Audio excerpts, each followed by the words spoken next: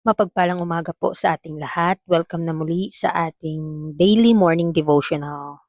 Atin pong bubuksan ang aklat ng In Heavenly Places entitled Deliverance for the Oppressed. It's October 17. Sabi sa Deuteronomy 32 verse 11 to 12, As an eagle stir up her nest, fluttereth over her young, spreadeth abroad her wings, taketh them, beareth them on her wings, so the Lord alone did lead him, and there was no strange God with him. So, sa ating kitext pa lang, gaya po ng agila, nagbabantay po siya sa kanyang mga pugad at pumapagaspas sa ibabaw ng kanyang mga inakay. Ganon din ang ating Panginoon. Ibinuka niya ang kanyang mga pakpak at kinuha niya tayo at idadala niya tayo sa kanyang mga likuran. The captain of our salvation strengthens his followers, not with scientific falsehood, but with genuine faith in the word of a personal God. This word is repeated over and over and over again with deeper affirmative power. Satan brings all his powers to the assault in the last close conflict, and the endurance of the follower of Christ is taxed to the utmost. At times it seems that he must yield, but a word of prayer to the Lord Jesus goes like an arrow to the throne of God, and angels of God are sent to the field of battle. Sa ating pag-aaral sa umagang ito, makikita natin dito na pinapalakas po tayo ng ating tagapagligtas. Si Kristo po ay nanguna na sa atin, sa ating mga pakikipagbaka sa mundong ito. Tandaan natin na ang ating pakikipaglaban ay hindi po sa laman, kundi sa espiritu. Kaya ang salitang ito, inuulit ng Panginoon sa atin upang mas lalo nating maintindihan ang kanyang kapangyarihang nagpapalakas sa atin. Na kahit na lumalaban ang ating kaaway, kahit inilalabas ni Satanas ang lahat ng kanyang kapangyarihan sa huling matinding labanan, ang ating pagtitiis na sumunod kay Kristo ay talagang sinusubok hanggang sa sukdulan. Kaya minsan, tila siya'y susuko na, ngunit ang isang panalangin sa Panginoong Hesus ay tumatagos na parang mga anghel ng Diyos ay isinusugo sa larangan ng labanan. Kaya huwag tayong mawala ng pag-asa. Nakikita ng Panginoon ang ating mga pakikipaglaban para sa kaligtasan. Magtulungan po tayo upang marami pa po tayong maililigtas na mga tao. The tide is turned. The wondrous light that shines in the face of Jesus Christ has stopped the mouth of the caviling opponents. Under the power of the spell that is upon them, their lips are closed and the oppressed are delivered.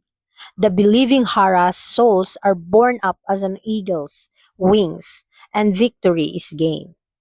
So dito, kahit na anong mangyari sa ating buhay, ang agos ng buhay ay patuloy at tayo ay patuloy na lumalaban. Ang kahangahangang liwanag na nagliliwanag sa mukha ni Kristo ang siyang tumigil sa bibig ng mga kumakalaban at nanunuligsa sa Kanya.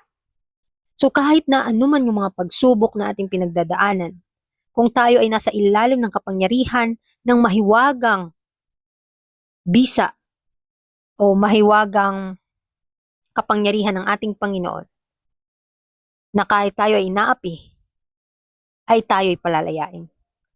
Ang mga nananampalatayang kaluluwa, kahit bugbog sila sa pagsubok, ay itataas sila na parang pakpak ng agila. At ang tagumpay ay makakamit natin. Napakaganda po ang pangako ng Panginoon. Kung tayo po ay mananampalataya, tayo po panghahawakan natin ang kanyang pangako na hindi niya tayo pababayaan. Kaya magpatuloy lamang tayo. God calls upon His people to prepare themselves for scenes of severe conflict. Ano po? Nananawagan po ang Diyos sa kanyang bayan na ihanda ang kanilang sarili para sa mga matinding tunggalian sa ating haharapin. take up your duties in a meek and lowly spirit. So inaanyayahan niya tayo na atin pong pasanin ang ating mga obligasyon na may mapagpakumbaba at maamong espiritu. Ever face your enemies in the strength of Jesus. Discharge with faithfulness every duty. Realize that you must now obtain by daily conversion and humility and unquestioning trust in the one who has all power and who will not leave you to be destroyed. So tandaan natin, maging tapat po tayo sa ating tungkulin, sa ating gawain, dahil hindi niya tayo pababayaan na mapahamak. Bagkus tayo ay babaguhin. Tayo ay palalakasin. Kaya wag po tayong magduda sa ating pagtitiwala sa Panginoon.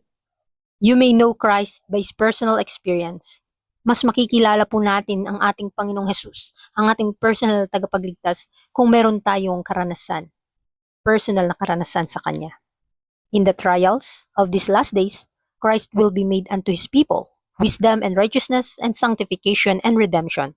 They are to develop an experience that will be a convincing power in the world. So sa bawat pagsubok, lalong-lalo na sa ating panahon ngayon, na nasa mga huling araw na po tayo, si Kristo po ay kaya niyang ihanda ang kanyang bayan para magkaroon ng kalakasan at katwiran at kabanalan tungo sa kaligtasan. Madedevelop po sa pamamagitan ng mga karanasan ang kapangyarihan na nagpapabago sa ating mga kaluluwa. Kaya sa mga pagsubok ng mga huling araw, si Kristo ang magiging karunungan, katwiran, kabanalan at katubusan para sa kanyang bayan. So nawa tayo ay magkaroon ng isang karanasang magiging kapanghikayat na patotoo sa sanlibutan. What wonderful lessons we shall learn as the result of depending constantly on the sufficiency of Christ. Napakaganda mga kapatid, na kung atin pong isabuhay ang mga pinag-aralan nating mga katotohanan, ang mga ating natutuhan bilang bunga ng palagiang pagdepende sa atin o pagdepende natin kay Kristo. He who is learning these lessons need not depend on another's experience. He has the witness in himself, and his experience is the actual knowledge that Christ is all-sufficient, faithful, and powerful. He has the realization of the promise, "My grace is sufficient for thee." God is faithful, who will not suffer you to be tempted above that ye are able. Tayo po ay magiging witness sa ating mga sarili, sa bawat karanasan na pinaparanas sa atin ni Kristo upang atin pong maunawaan ang kanyang kabanalan, ang kapangyarihan na pinagkaloob niya sa atin. Tandaan natin, ang kanyang biyaya ay sapat na para sa ating mga kahinaan. At tapat ang Diyos na hindi niya tayo hahayaan na matukso at mapahamak. Bagkus tutulungan niya tayo na makapanagumpay sa bawat kahinaan.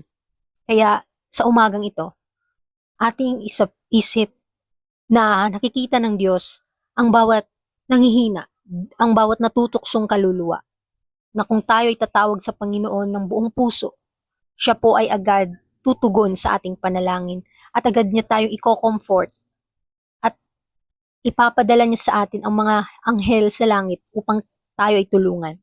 Eh huwag po tayong mawala ng pag-asa. Atin pong isabuhay ang mga katotohanan na atin pong nalalaman at atin pong maipakita sa ating buhay ang kabanalan ni Kristo, ang kanyang pag-ibig, ang kanyang kabaitan, ang kanyang kabutihan. Kaya sa umagang ito, purihin ang Panginoon at hanggang dito na lang po. God bless ating lahat.